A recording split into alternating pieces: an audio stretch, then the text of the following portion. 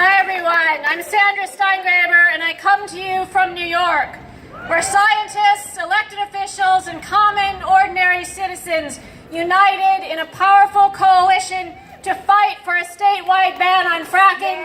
And December 2014, we won. Yes, we did. And I come to you fresh from another victory.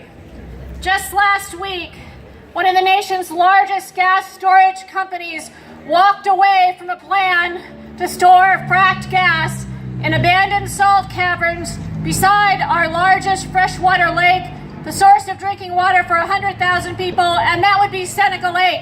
That project is abandoned. That required almost 700 people to be arrested. I myself went to jail for 18 days. It required coalitions of winemakers and business leaders. It required our local elected officials to sign resolutions.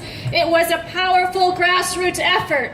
And while we were standing out there blockading this site day after day and week after week, when it was 2 degrees below zero with wind chill, we knew our brothers and sisters in Aliso Canyon was fighting something here. And we took our inspiration from you, so thank you to the people who are fighting in Aliso Canyon and Porter Ranch. You helped us. And we hope our victory helps you too. But I'm not going to speak to you as a civil disobedient today. I want to speak as a biologist. And here's what I can tell you as a public health researcher. California's crude oil is among the dirtiest and most carbon intensive in the world.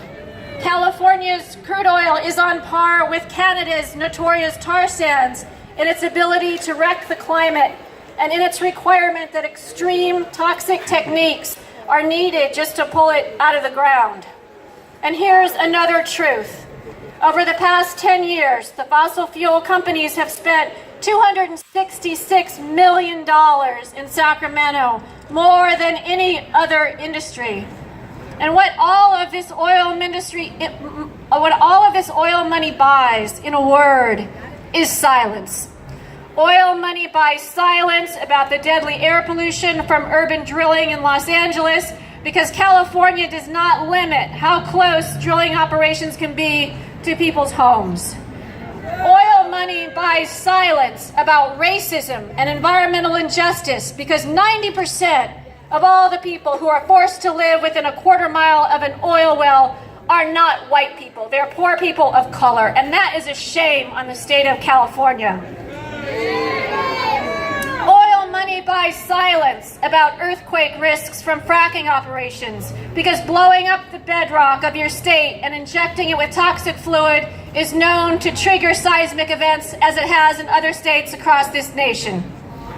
Oil money buys silence about unlined pits full of fracking waste, because California remains the only state in the union that still allows unlined waste pits. Oil money buys silence about the diversion of toxic oil wastewater to irrigate California's fruits, vegetables, and nut trees, which are consumed by people all over America. And we are here today to break that silence and to say that to California Democratic leaders, you cannot be hushed by this hush money anymore. Real conversation about the dangers and risks that people of California are compelled to endure without their informed consent at the hands of big oil is what we are here to have a conversation with our elected officials about. And most of all, we are here to demand that our elected officials turn off the gusher of money that big oil directs to the governor's mansion and to the State House, and to free California to be the real climate leader that the world so desperately needs, and not the guy who says one thing and does another.